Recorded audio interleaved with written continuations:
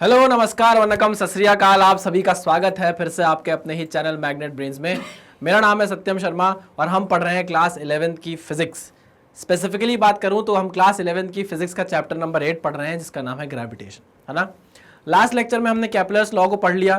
Kepler's law को बहुत detail में पढ़ने के बाद हमने उससे रिलेटेड कुछ 2-3 न्यूमेरिकल्स कर लिए और आज के लेक्चर में हम स्टार्ट करने वाले हैं अपना नया टॉपिक जिसका नाम है ग्रेविटेशनल फील्ड। चलिए भाई, ये फील्ड क्या होती है?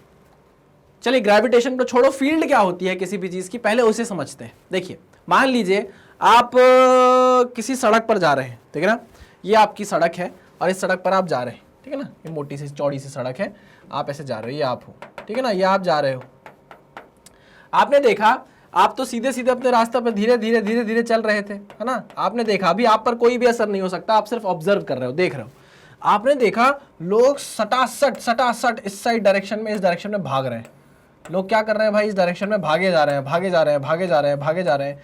आप देख रहे हो कि लोग क्यों भाग रहे हैं, क्यों भाग रहे हैं, क्यों भाग रहे हैं। आपको दिखाई नहीं दे रहा कि लोग भाग क्यों रहे हैं।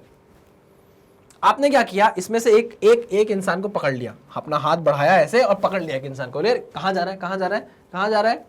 तो उसने बताया हाथ छोड़, हाथ छोड़, हाथ छोड़। मैं कहा बता जल्दी बता कहाँ जा रहा है। तो उसने बताया अरे जरे दीपिका पादुकोण आई हुई है, यहाँ से दूर, थोड़ा दूर जाएगा ना, 50 मीटर, दीपिका पादुकोण आई हुई है। तो मैंने क्या किया, मैंने भी अपना डायरेक्शन बदला और फटाफट मैं भी क्या करने लग गया, भागने लग गया, है ना। इसका क्या मतलब हुआ? इसका ये मतलब हुआ कि दीपिका पादुकोण की अपनी एक फील्ड बनी हुई है। जैसे ही उस फील्ड में आप आओगे, आपका मन करने लग जाएगा। आपका मन नहीं करेगा कि दीपिका पादुकोण, कैटरीना कैफ, रश्मिका मंदाना एकदम आ रही हैं आसपास आपके, और आपको मन करेगा कि नहीं करेगा कि भाई चलो उनको देख तो ले कि कैसी दिखती हैं, देख तो ले जरा एक्ट्रेस हमारी कैसी दिखती हैं। कई लोगों का तो प्यार होंगी दीपिका पादुकोण और कैटरीना कैफ और रश्मिका मंदाना, उनके लिए तो मतलब अलग ही, उन पे तो अलग ही फोर्स लगेगा, वो तो बहुत तेजी से भागते हुए जाएंगे उनकी तरफ। अगर लड़कियों की बात करें तो ऋतिक रोशन जैसे आया हुआ है, जैसे शाहरुख खान आया है, सल्लू भाई आए हैं, सुलेमान भाई आए हुए हैं अपने, है ना, अर्जुन रामपाल आए हैं और रणबीर कपूर आए हैं। ऐसे आए तो लड़कियां भी बहुत तेजी से भीड़ इकट्ठा हो जाएगी, सब भागेंगी, बोलेंगे अरे भाई एक्टर आए हैं, चलो देखने चलना है उनको। रणवीर सिंह आया हुआ है ना। तो ये क्या है, ये ऐसे लोग हैं जिनकी अपनी क्या है भाई, खुद की फील्ड है। आप जैसे ही उस फील्ड में पहुंचते हो, आपको वो अट्रैक्ट करने लगते हैं अपनी तरफ और वो खींचते हैं आपको एक फोर्स से कि चलो मेरी तरफ आओ, मुझे देखने को। अब ये मत बोलना कि नहीं सर कई लोगों को तो मन नहीं करता देखने का, नहीं करता होगा, बिल्कुल मैं मानता हूं, लेकिन ये एक एग्जाम्पल है, क्योंकि फील्ड में आपको ऐसे दिखा नहीं सकता, है ना। उसके फील्ड के नाम में ही फील है। वाह वाह सर, क्या बड़ी बात बोली है आपने, वाह वाह यार, वाह वाह वाह वाह। वायरल कर देना इसको तो तुम। फील्ड के नाम में ही क्या है, फील है। तो आपको फील्ड को फील करना पड़ेगा, वो आपको दिखेगी नहीं कहीं पर, है ना। तो वैसे ही मैंने आपको बताया कि जैसे ये एक्टर एक्ट्रेस और ये जो मुकेश अंबानी और ये सब बड़े बड़े लोग आते हैं, सेलिब्रिटीज आते हैं, इनकी अपनी क्या होती है, फील्ड होती है। वैसे ही हम यहां पर बात करने वाले हैं मासेस की। किसकी बात करने वाले हैं? मासेस की बात करने वाले हैं, ठीक है ना। ये एक एग्जाम्पल था जो आपको समझाने की या समझने के लिए काम आने के लिए बड़ा अच्छा था। लेकिन अगर हम बात करें हमको जो पढ़ना है उस चीज की, तो हमें ये पढ़ना है। देखो, हम ये देख रहे हैं कि जब भी हम एक छोटे से मास को, है ना, छोटा बना रहा, यहां पर मैं इसको छोटा बना रहा हूं, बहुत छोटा सा मास है m0, क्या नाम है इसका, m0। इसको मैं बोल रहा हूं टेस्ट मास। क्या बोल रहा हूं? टेस्ट मास। टेस्ट मास क्यों? क्योंकि इस पर सारी की सारी टेस्टिंग की जाएगी, ठीक है ना। मान लीजिए मैंने इस मास को यहां पर रखा, टेस्ट मास को लाकर यहां पे रखा, और मैंने देखा कि भयानक तरीके से इसको अट्रैक्ट किया जा रहा है। इसको क्या किया जा रहा है? अट्रैक्ट किया जा रहा है, बहुत ही तेज तरीके से, भयानक तरीके से अट्रैक्ट किया जा रहा है। अच्छा, मैंने बोला यार कौन अट्रैक्ट कर रहा है, कौन अट्रैक्ट कर रहा है, कौन अट्रैक्ट कर रहा है इसको? मुझे दिखाई नहीं दे रहा वो बिल्कुल भी कि किसकी वजह से ये अट्रैक्शन हो रहा है, ठीक है। तो मैंने क्या किया, मैंने बोला यार मैं जाता हूँ और ढूंढता हूँ कि कौन इसे अट्रैक्ट कर रहा है। ठीक, मैं गया, बहुत देर तक मैंने खोज की। तो मैंने ये मान लिया कि वो इनविजिबल है। क्या है? वो मुझे दिखाई नहीं दे रहा, है ना, नॉट विजिबल। वो क्या है भाई, मुझे दिखाई नहीं दे रहा है, ठीक है। तो मैंने बोला यार दिखाई नहीं दे रहा तो शायद होगा भी नहीं, है ना। एक सेम केस मेरे साथ तब हो रहा था जब लोग मेरे सामने से भाग रहे थे, मुझे दिखाई नहीं दे रहा था कि क्यों भाग रहे हैं, कहां भाग रहे हैं। मैंने जब पकड़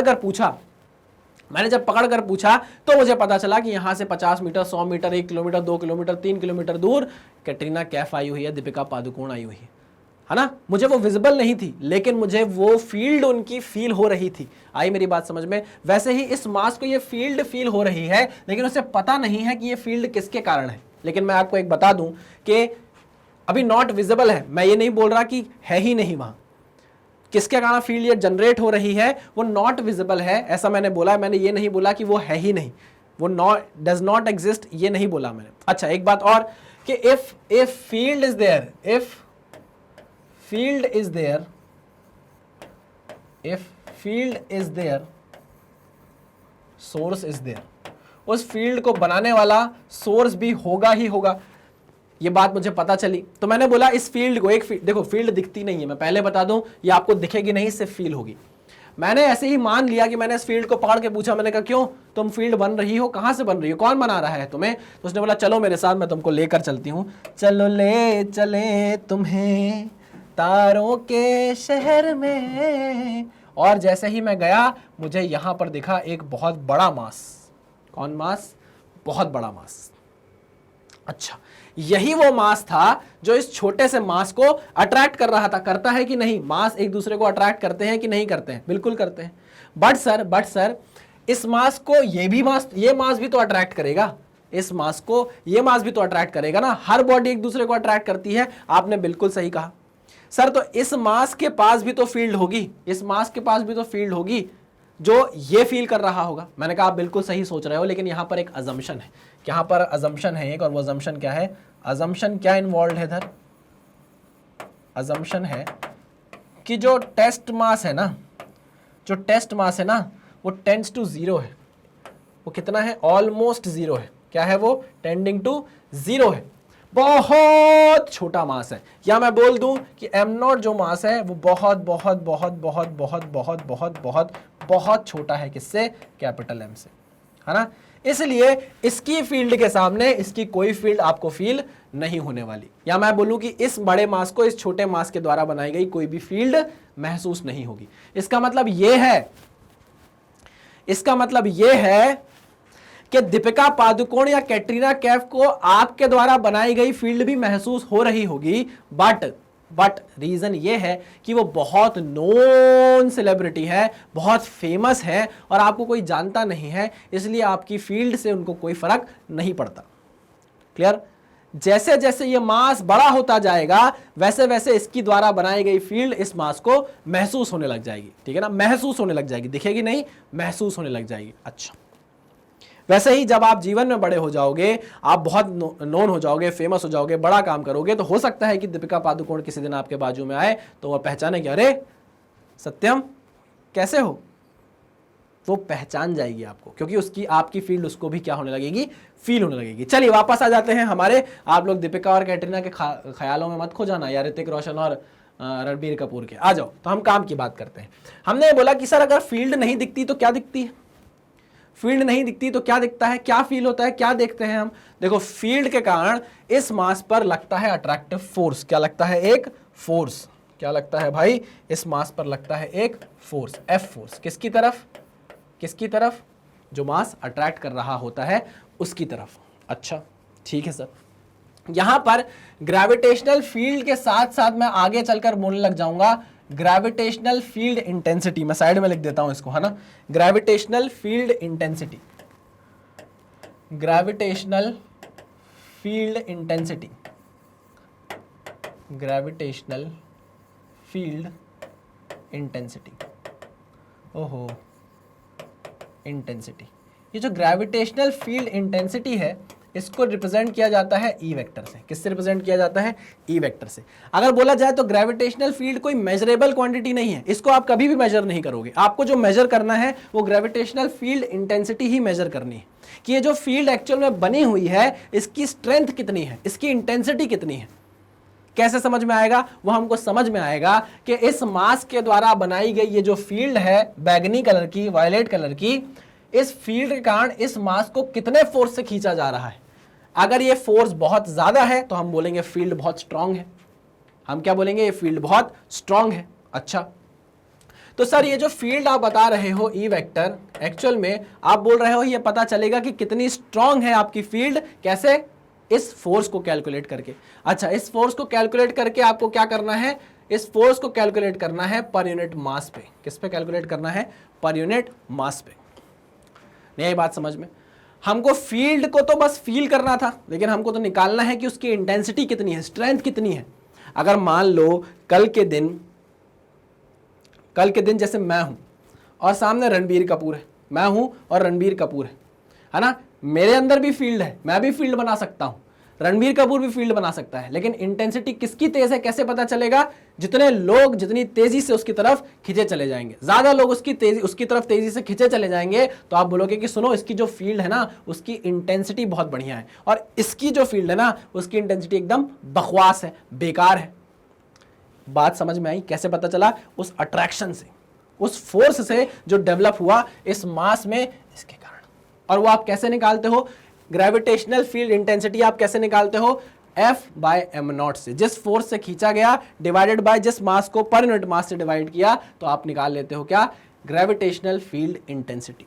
यही ग्रेविटेशनल फील्ड इंटेंसिटी आगे जाके हम पढ़ेंगे क्या? कनेक्ट करेंगे हम किससे? अपने जी से। किससे कनेक्ट करेंगे? अपने जी से। ठीक, चलिए अगर हम बात करें ग्रेविटेशनल फील्ड इंटेंसिटी की, तो मान लीजिए चलिए कैलकुलेट करते हैं। मान लीजिए जो F फोर्स है ये कितना फोर्स होगा?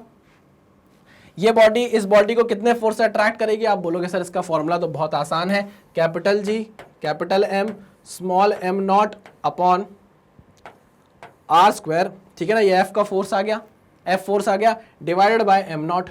m0 से m0 चला गया, ग्रेविटेशनल फील्ड इंटेंसिटी कितनी आ गई? Gm/r²। अब देखो मेरे मुंह से इलेक्ट्रिकल निकल गया, यहां पर इलेक्ट्रिकल मेरे मुंह से इसलिए निकल गया क्योंकि जो आप ग्रेविटेशनल फील्ड पढ़ रहे हो यही जाके आप क्लास 12th में जब इलेक्ट्रोस्टैटिक्स पढ़ोगे तो इलेक्ट्रोस्टैटिक फील्ड आप पढ़ोगे, इलेक्ट्रिक फील्ड पढ़ोगे, तो इलेक्ट्रिक फील्ड सेम इसी तरीके से आप पढ़ोगे। जैसे यहाँ मासेस हैं वहां पर चार्ज होंगे, तो जो चीजें मैं आपको यहाँ पर मास लेकर बता रहा हूं वही चीजें वहां जाके आपको चार्ज से बताने लग जाऊंगा। ठीक है ना? और अगर हम बात करें फॉर्मूले इसकी, तो फॉर्मूले भी 80 to 90%, 70 to 90% क्या रहेंगे? सेम रहेंगे। ठीक है ना? चलिए, तो ये आ गई आपकी electric field gravitational field intensity. यहां पर अगर हम देखें तो ये कैसी क्वांटिटी है भाई? Vector quantity. कैसी क्वांटिटी है? Vector quantity.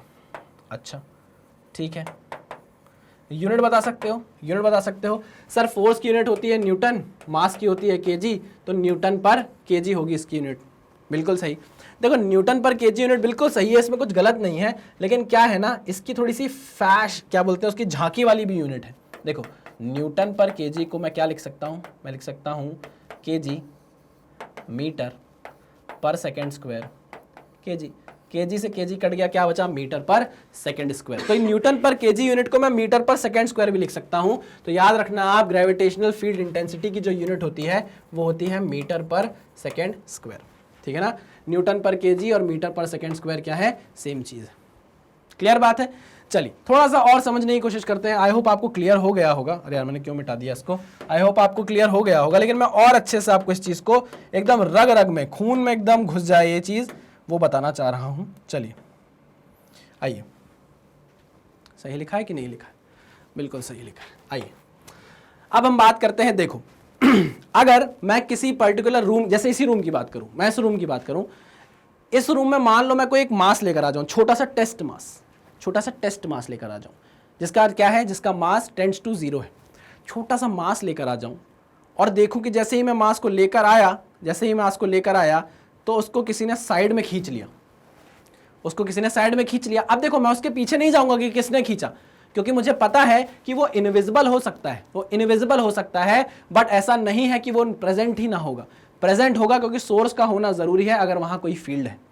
देखो मास को मैं जब रूम में लेकर आया, मास को खींचा किसी ने, तो मुझे पता चल गया कि भाई यहाँ कोई फील्ड है, यहाँ कोई, जैसे आप बोलते हो ना यार, किसी भूतिया जगह में जब लोग जाते हैं जहाँ पर भूतों का वास होता है, ऐसा बोला जाता है भूतिया पिक्चर में, डरावनी पिक्चरों में, हॉरर मूवीज में, कि वहाँ ठंड लगने लगती है।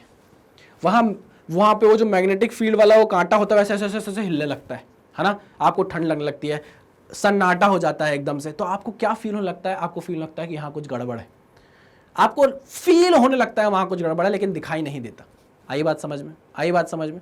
लेकिन ऐसा बोलते हैं कि जब आप किसी डरावनी जगह में चले जाते हो तो आप फिर जाते जाते हो और घुसते जाते हो अंदर उस डरावनी जगह में।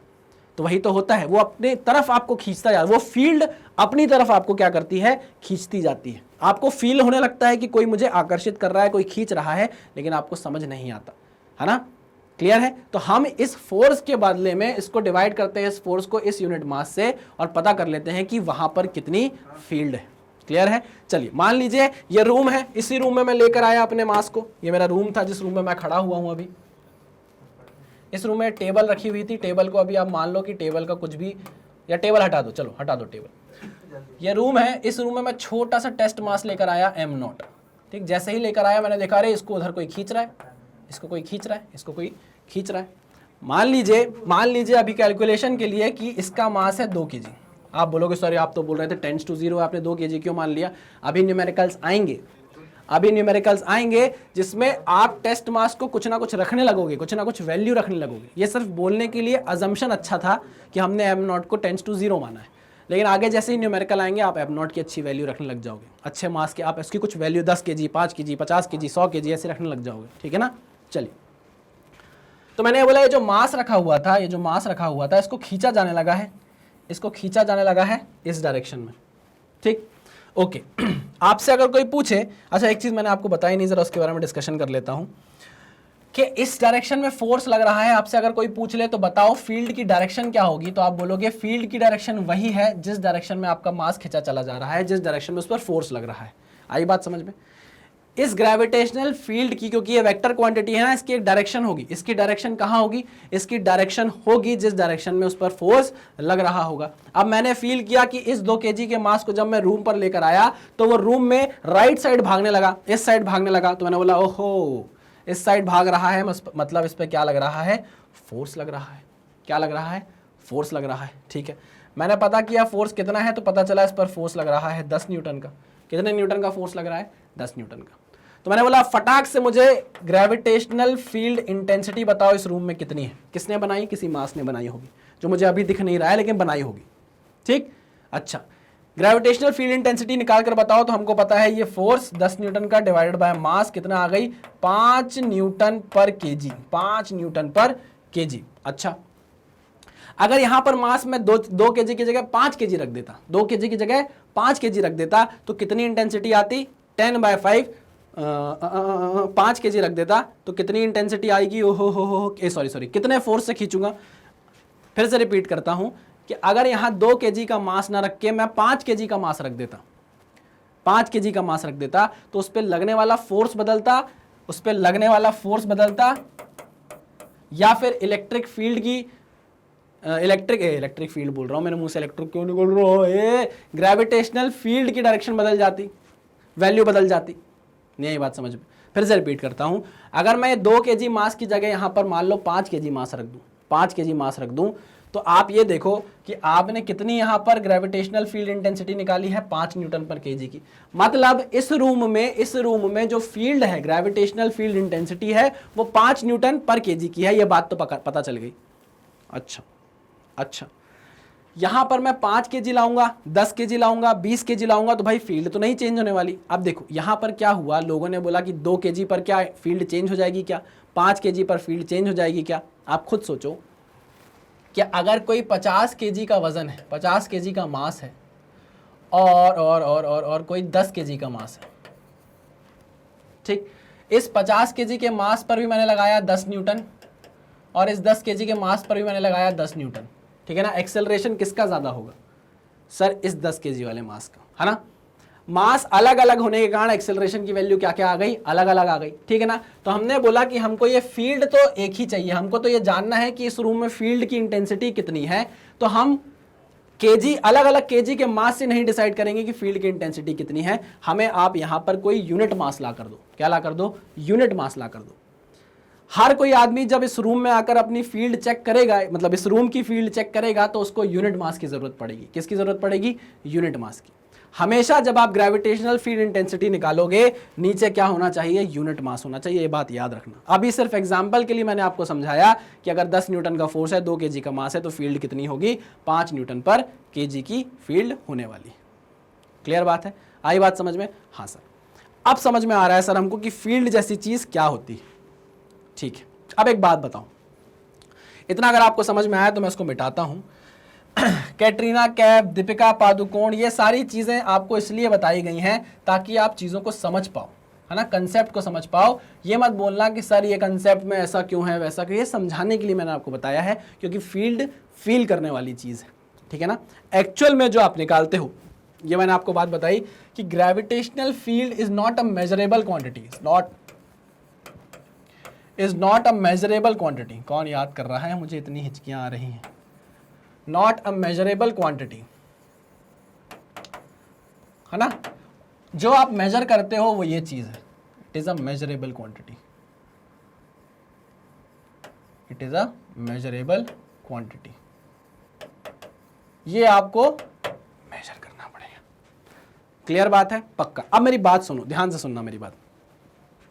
जब हमने कोई मास बनाया, बड़ा मास, ये हमारा कैपिटल मास था m, और ये हमारा टेस्ट मास था स्मॉल m नॉट, ये हमारा टेस्ट मास था।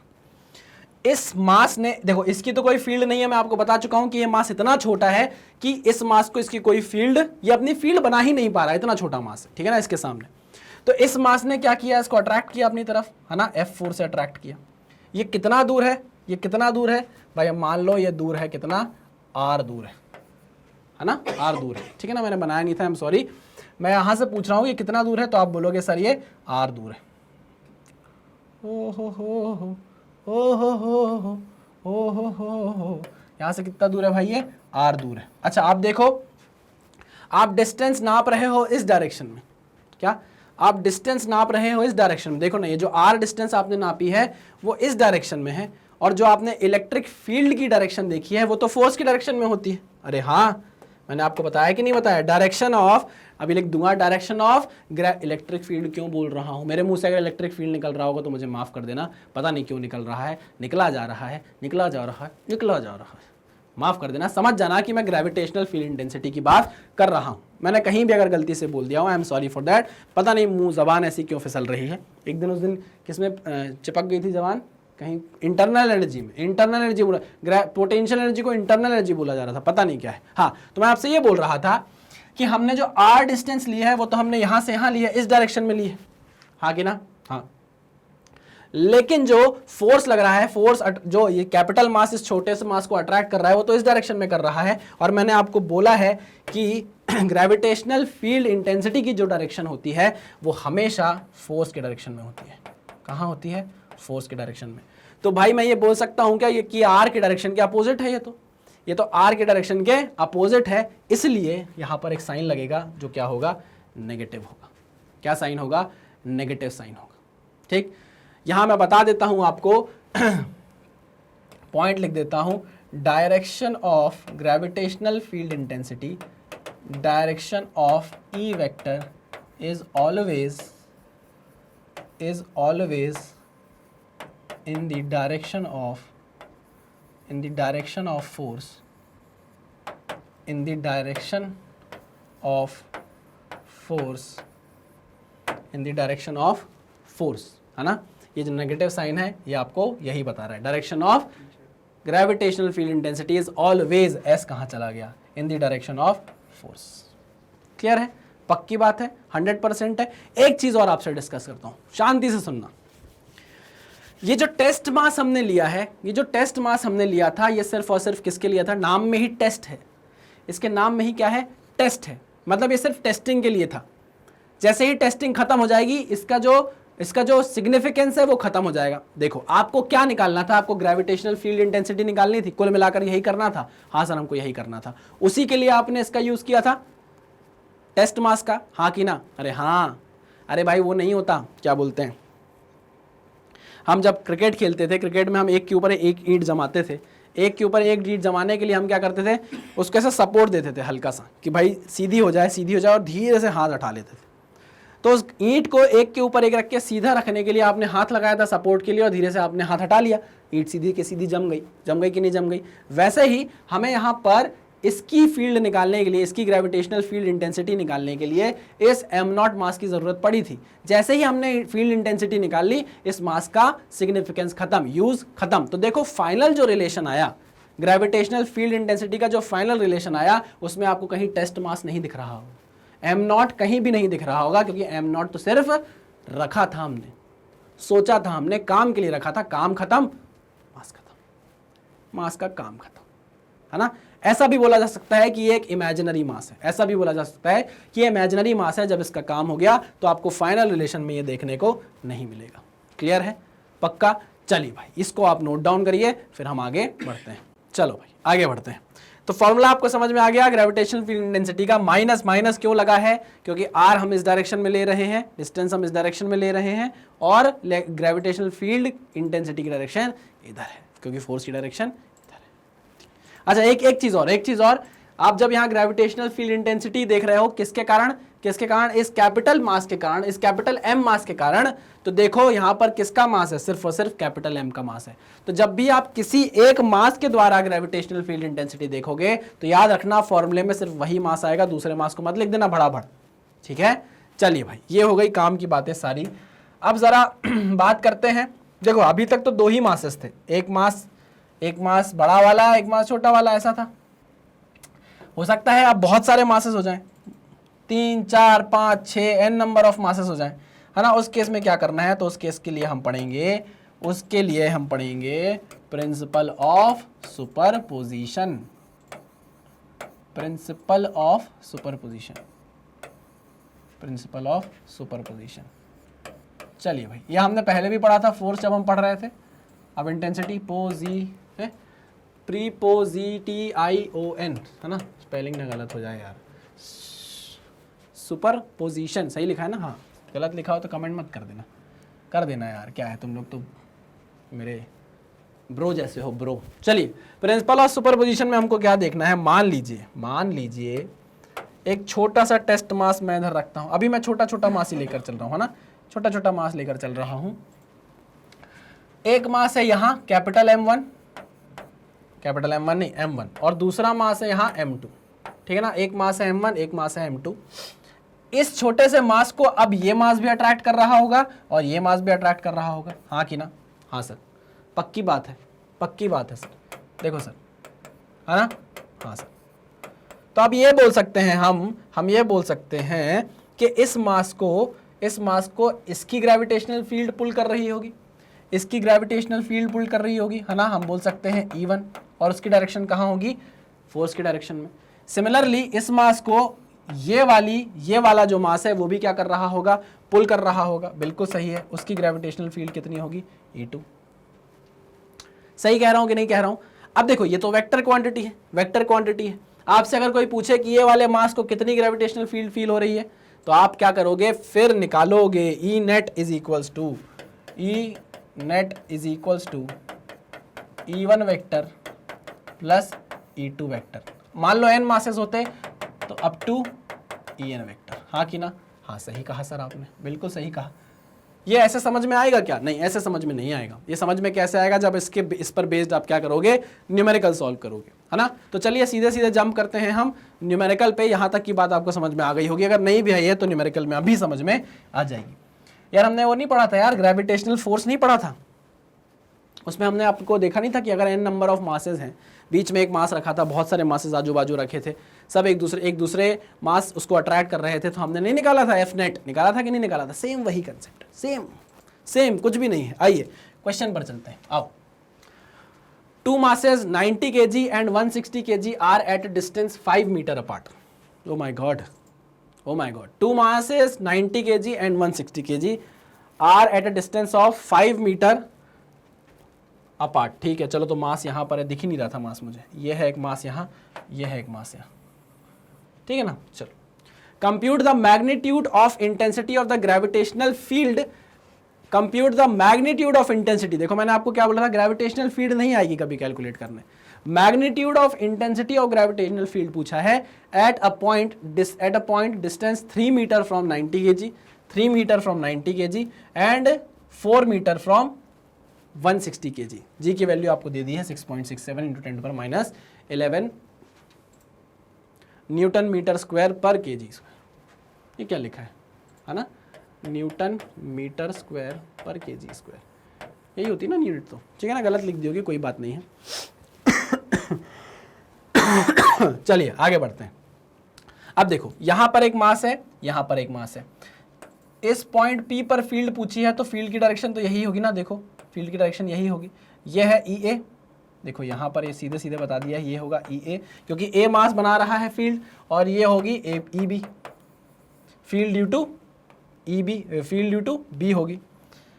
ओ माय गॉड, ये ना पेन जो फ्लो तोड़ देता है ना, ये जो फ्लो तोड़ देता है ना, बस यहीं से तो पूरा काम बिगड़ जाता है। आओ अब कैलकुलेट करते हैं।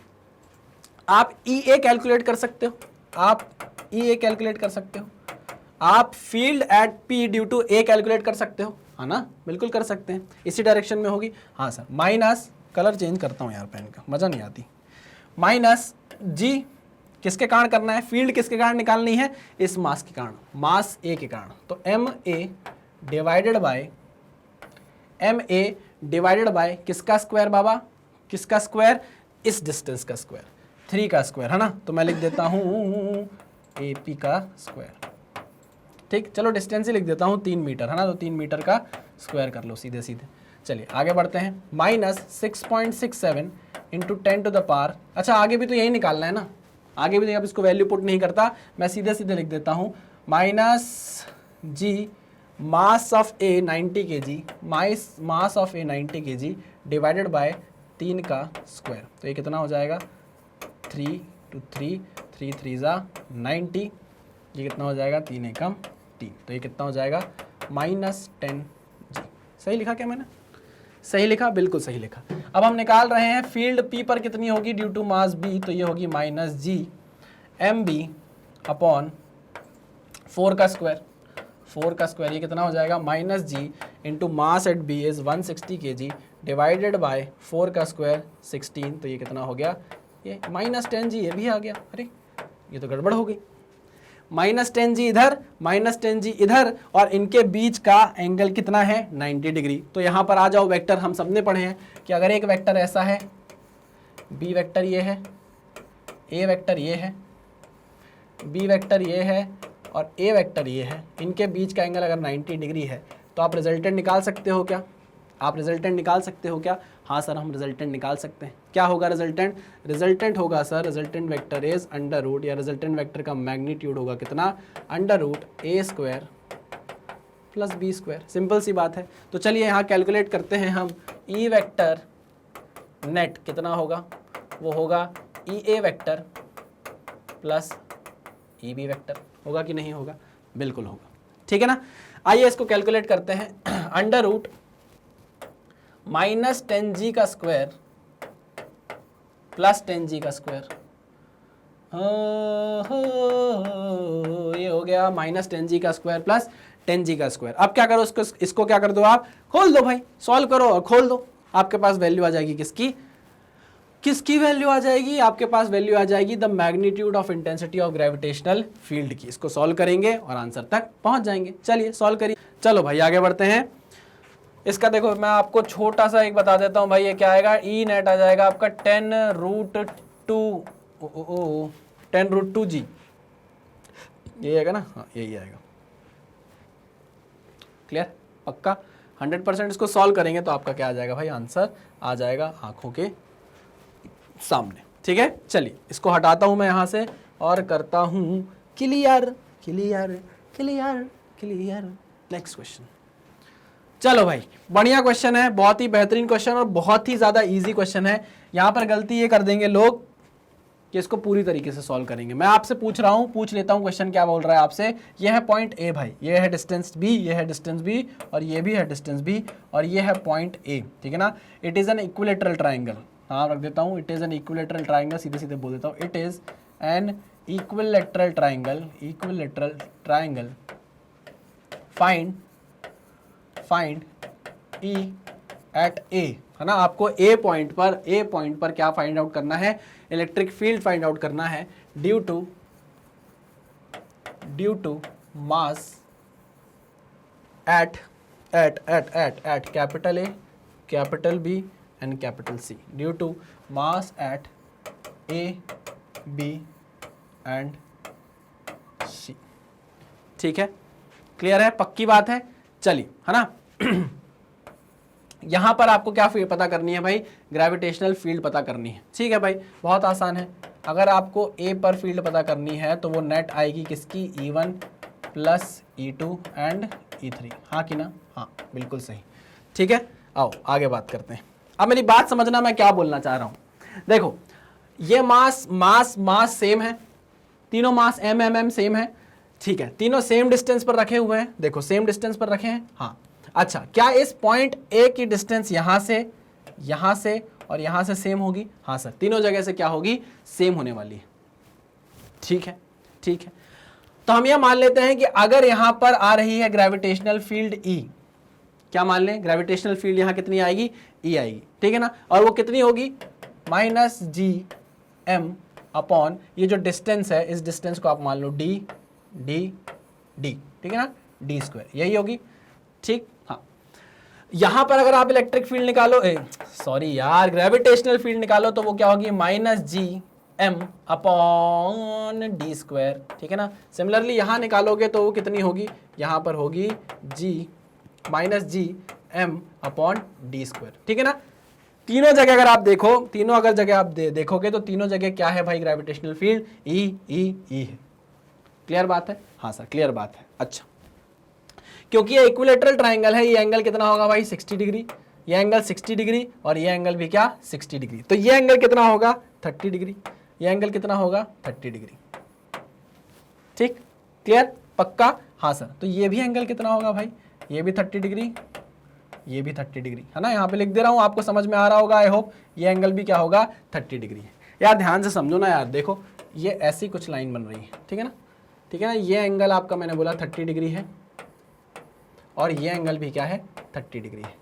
ध्यान से सुनना, ध्यान से सुनना, यहाँ पे इलेक्ट्रिक फील्ड E, यहाँ पे, अरे यार यहाँ पे ग्रेविटेशनल फील्ड, ओ भगवान मारो मुझे, मेरे मुंह से इलेक्ट्रिक फील्ड क्यों निकल रहा है, gravitational field, gravitational field, gravitational field. ठीक है, पता नहीं आज क्या हो गया है, क्यों ऐसा हो रहा है मेरे साथ। यह है gravitational field, gravitational field, gravitational field, तीनों की देखो, तीनों का मैग्नीट्यूड क्या है, एकदम सेम है। ठीक, तो मैं बोल रहा हूँ E। अब ये बात समझो, इधर एक कंपोनेंट आएगा इसका E cos 30, आएगा कि नहीं, E cos 30, जो किसको कैंसिल आउट कर देगा, इस E cos 30 को कैंसिल आउट कर देगा। सिमिलरली इधर एक कंपोनेंट आएगा इस E का, जो क्या होगा, E sin 30, और इधर एक कंपोनेंट आएगा जो क्या होगा, E sin 30, होगा ना, बिल्कुल होगा। ठीक, अब एक बात बताओ, ये sin 30 होता है 1/2 E, 1/2 E क्या बन जाएगा, ये बन जाएगा E। तो नीचे के डायरेक्शन में E आ रहा है, ऊपर की डायरेक्शन में E आ रहा है, तो यहां पर मैं बोल सकता हूं कि ग्रेविटेशनल फील्ड एट A कितना होगा, नेट 0 होगा। बहुत इजी था, है ना, नहीं तो ये बहुत लंबा चला जाता है, लोग इसको पूरा सॉल्व करने लगते हैं। मैं चाहता तो ये भी नहीं बताता आपको, ये आपको पता होना चाहिए कि देखो यहां पर जो कन्फिग्रेशन है वो एकदम सिमेट्रिक है। क्या है, कन्फिग्रेशन जो है वो एकदम सिमेट्रिक है। जब भी आपको ऐसे क्वेश्चन मिले जहां आपको कन्फिग्रेशन एकदम सिमेट्रिक दी जाए, मतलब आपके जो मासेस प्लेस्ड हो वो एकदम सिमेट्रिक लोकेशन पे प्लेस्ड हो। मान लीजिए आपको ऐसा स्क्वायर दे दिया और बोल दिया कि सेंटर पे बताओ कितनी ग्रेविटेशनल फील्ड है, आंख बंद करके आप क्या मार देना, 0 मार देना। पक्की बात है, 100%? हाँ सर, आ गई बात हमको समझ में, है ना। चलो तो इसको नोट डाउन करो, कोई भी बड़ा भारी क्वेश्चन नहीं था। अगर ये पॉइंट ए यहां से उठा कर यहां पे रख दें, कहां रख दें, यहां पे रख दें ये पॉइंट उठा के, तो ये आपको मैं होमवर्क दे रहा हूं, कैलकुलेट करो ई ए फिर कितना होगा। अगर ये ए डैश कर दूं तो मुझे बताओ निकाल कर ई ए डैश कितना होगा, बताइए, चलिए कैलकुलेट करिए। हिंट दे देता हूं कि इस पॉइंट पर इसको ये इलेक्ट्रिक फील्ड इधर की, इलेक्ट्रिक नहीं ग्रेविटेशनल फील्ड, इस मास की ग्रेविटेशनल फील्ड इसको इधर खींचेगी, इस मास की ग्रेविटेशनल फील्ड इसको इधर खींचेगी। क्योंकि ये दोनों मास सेम है, ये डिस्टेंस सेम है, तो क्या हो जाएगा, ये एक दूसरे को कैंसिल आउट कर देंगे। तो इस बी पॉइंट, ए डैश पॉइंट को सिर्फ और सिर्फ ये मास की फील्ड क्या करेगी, परेशान करेगी, अपनी तरफ खींचेगी। तो आप इस मास का यहाँ से डिस्टेंस निकाल लेना और बस आपके पास आंसर आ जाएगा। तब 0 नहीं होगा, तब 0 नहीं होगा, बस बोल दिया जाएगा कि इस ए डैश पॉइंट पर किसकी फील्ड फील हो रही है, इस मास m की फील हो रही है, क्योंकि ये दोनों तो एक दूसरे को कैंसिल आउट कर देंगे। ठीक है, पक्का। चलिए भाई फटाक से लिख लीजिए, आगे बढ़ते हैं फिर। चलिए आगे बढ़ते हैं, आंसर आ गया 0। इससे हमें एक नोट पॉइंट निकल कर मिलेगा। और नोट पॉइंट क्या है, नोट पॉइंट है ये कि सिमेट्रिकल मास डिस्ट्रीब्यूशन जब भी आपको दिखेगा, सिमेट्रिकल मास डिस्ट्रीब्यूशन मंजे ये कि अगर यहाँ पर एक मास रखा है, यहाँ पर एक मास रखा है m, है ना, और ये मान लो a डिस्टेंस पर है, ठीक है। उसके बाद एक मास रखा हुआ है यहाँ m, ये भी क्या है भाई, a डिस्टेंस पर रखा हुआ है, ये भी a डिस्टेंस पर रखा हुआ है मास m। सिमिलरली ये भी a डिस्टेंस पर रखा हुआ है मास m, ठीक। और सिमिलरली ये डिस्टेंस a पर रखा हुआ है मास m। तो अगर आपसे पूछे कि इसके सेंटर पे ये पॉइंट E है और इस पर ग्रेविटेशनल फील्ड बताओ नेट कितनी होगी, तो आपको अगर बोले E पर बताओ ग्रेविटेशनल फील्ड नेट कितनी होगी, तो आप बोल दोगे सीधे सीधे 0। क्यों? क्योंकि सिमेट्रिकल मास डिस्ट्रीब्यूशन है, सिमेट्रिकल मास डिस्ट्रीब्यूशन पे सेंटर में फील्ड क्या होती है, 0 होगी। चलो भाई ये भी इंपॉर्टेंट पॉइंट क्लियर। आगे बढ़ते हैं एक और क्वेश्चन पर। Find the relation between the gravitational field on the surface of two planets A and B of the masses MA and MB and radii RA and RB respectively if, first point, if they have equal masses, if they have equal masses, अगर उनका मास क्या है, same हो, यानी कि MA is equals to MB हो, MA is equals to MB हो, या फिर if they have same density, ओहो, if they have same density, ठीक। बड़ा आसान सा क्वेश्चन है, पता नहीं क्यों दे दिया गया है। अगर आपको ये क्वेश्चन बन रहा है तो वेल एंड गुड, कोई बड़ी बात नहीं है, मतलब इस क्वेश्चन को बनना। ये क्वेश्चन बड़ा आसान है भाई, कुछ भी नहीं है, सिंपल फॉर्मूला है। अगर हम पहले क्वेश्चन को देखें, if they have equal masses, तो हमको क्या बताना है, ratio of r a and r b बताना है। हम जानते हैं हो ग्रेविटेशनल फील्ड ए की क्या होगी, ग्रेविटेशनल फील्ड ए की होगी जी एम ए, जिसकी ग्रेविटेशनल फील्ड पूछी जाती है उसी का मास आता है, डिवाइडेड बाय उसका रेडियस कितना है, relation between gravitational field on the surface of the two planets a and b. चलो चलो यहाँ पर आ जाएगा आर ए का स्क्वायर, ठीक। और ये हो जाएगा कितना, अगर आपको बी मास की पूछी जाएगी तो आप बोलोगे उसकी ग्रेविटेशनल फील्ड होगी minus ji m b upon are b square. और अगर वो बोले कि रेशो निकालो, क्या निकालो, रेशो निकालो, तो आप रेशो निकाल सकते हो सीधे सीधे, E A upon E B is equals को, इसका रेशो लोगे तो क्या क्या होगा, जी से जी कट जाएगा, और क्या कट जाएगा, मास से में तो मास कट जाएगा, क्या आ जाएगा भाई, आर बी का स्क्वायर अपॉन आर ए का स्क्वायर। कितना हलवा क्वेश्चन था, कुछ भी नहीं था, दिया ही क्यों ये क्वेश्चन मुझे समझ नहीं आ रहा है, बट दे दिया तो हमने क्वेश्चन को क्या कर लिया, सॉल्व कर लिया। बड़ा आसान सा क्वेश्चन। अब वो बोले अगर दे have equal density, same density. अब डेंसिटी की बात हो गई तो यार हम जानते हैं मास को आप क्या लिख सकते हो, डेंसिटी इंटू वॉल्यूम लिख सकते हो, है ना। और वॉल्यूम ऑफ स्फीयर क्या होता है, वॉल्यूम ऑफ स्फीयर होता है 4/3 पाई आर क्यूब, ठीक। तो अगर आपको बोलेंगे वॉल्यूम ऑफ ए निकालो, ए बॉडी निकालो, तो 4/3 पाई आर ए क्यूब कर देना, और आपको बोलेंगे कि वॉल्यूम ऑफ बी प्लैनेट निकालो तो कर देना आप 4/3 पाई आर बी क्यूब। कोई दिक्कत वाली बात नहीं, लेकिन अब यहाँ रेडियस सेम नहीं है, यहाँ डेंसिटी सेम है। चलो तो अब निकालते हैं, ई ए डिवाइडेड बाय ई बी, ये कैलकुलेट करते हैं, इज इक्वल्स टू, अब यहाँ पर मास था, मास को खोल दूंगा मैं, क्या लिख दूंगा, density into volume, minus g, mass को मैंने क्या लिखा, density into volume 4/3 pi r a cube upon r A square, ठीक है ना, इंटू नीचे आ जाएगा minus g into density into 4/3 pi r b cube divided by r b square, ठीक। क्या क्या कट जाएगा, ये जी से जी कट जाएगा, रो से रो कट जाएगा, 4/3 से 4/3 कट जाएगा, पाई से पाई कट जाएगा, ठीक है ना। चलिए भाई, चलिए आर बी स्क्वायर से ये आर बी चला जाएगा, आर ए स्क्वायर से आर ए चला जाएगा, तो क्या बचेगा, सिर्फ और सिर्फ R A upon are B. तो ये आ जाएगा E A upon E B is equals to R A upon are B. क्या ऐसा था इस क्वेश्चन में जो आपको नहीं बनता, क्या ऐसा था इस क्वेश्चन में जो आपको नहीं बनता? बड़ा आसान सा क्वेश्चन था, इसमें कुछ समझाने की भी जरूरत नहीं है, सिंपल मैथ्स का क्वेश्चन था, नोट डाउन करिए। आगे चलते हैं, नेक्स्ट क्वेश्चन पर चलते हैं। कुछ भी नहीं था, आई एम सॉरी, मैंने आपको ये क्वेश्चन कराया, ऐसा क्वेश्चन तो कराना भी नहीं चाहिए था। आइए नेक्स्ट क्वेश्चन पर चलते हैं।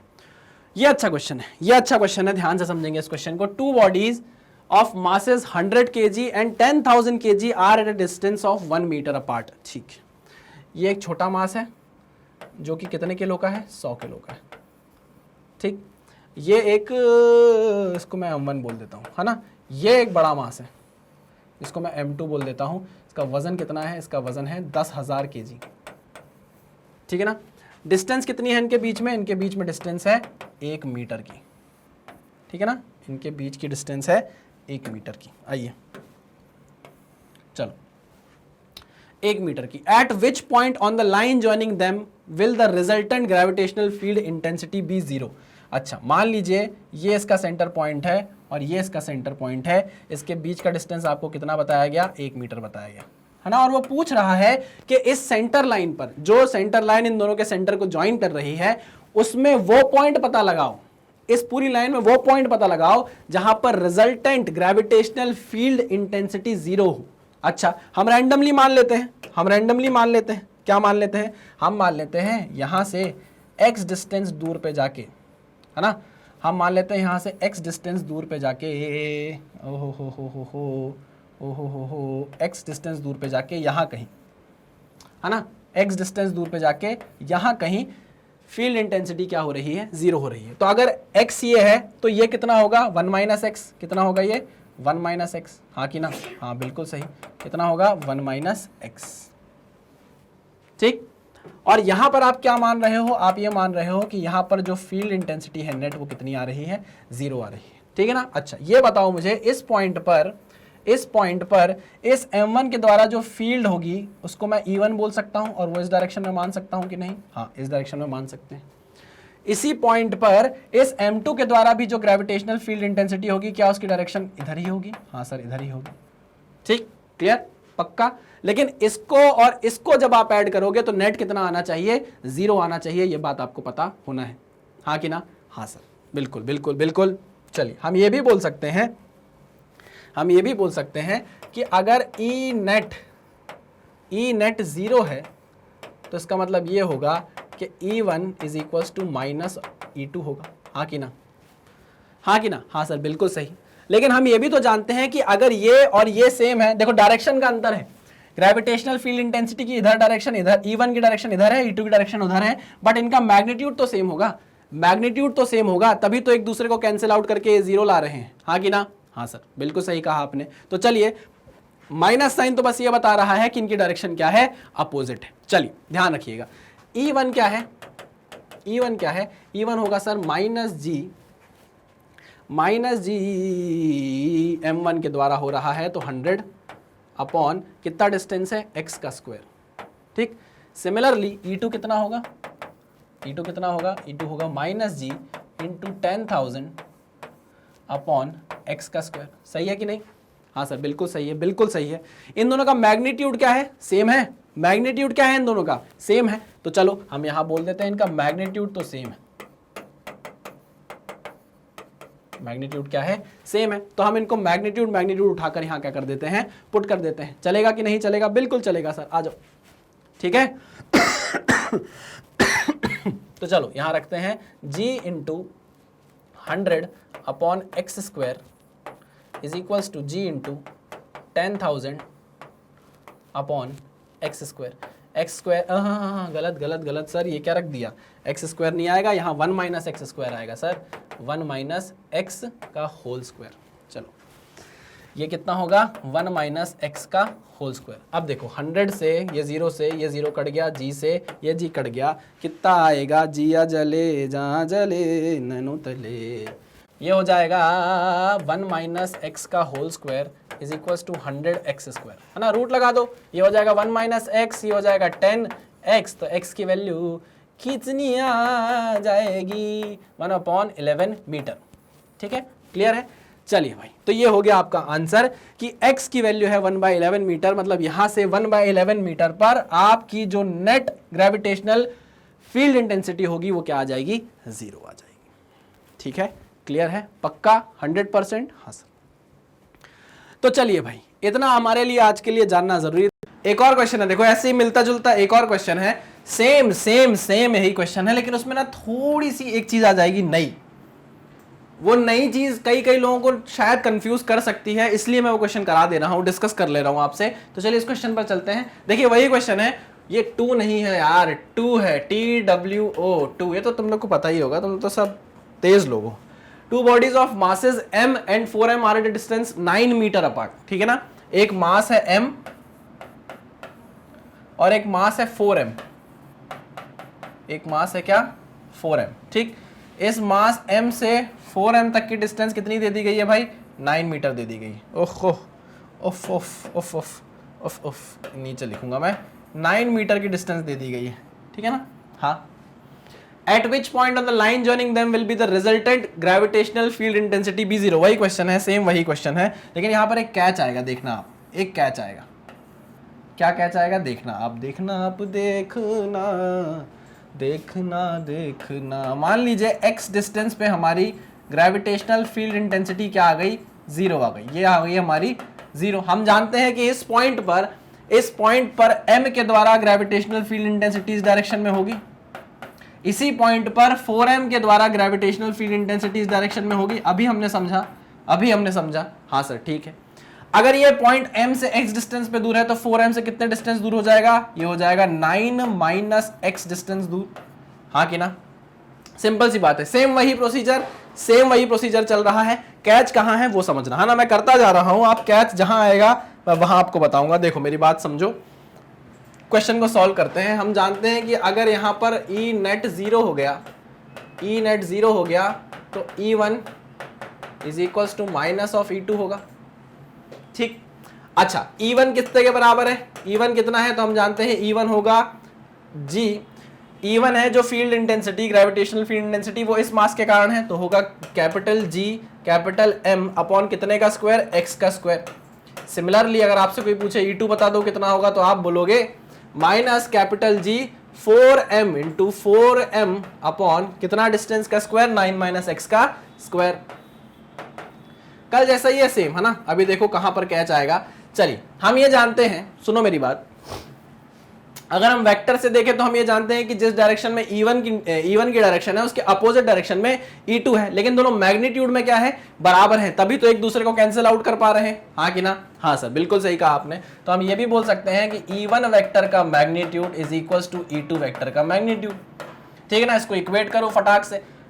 ओ माय गॉड, एक्स स्क्वायर, ये कर दिया हमने। जादू भरी इस नजर का, मैं आशिक हूं जाने जिगर का, 9 माइनस एक्स का होल स्क्वायर। ये हो गया। m से कट गया m, g से कट गया g। मैग्नीट्यूड था इसलिए मैंने माइनस साइन ही लगाया, अगर लगा भी देते तो क्या था भाई, कोई दिक्कत नहीं थी।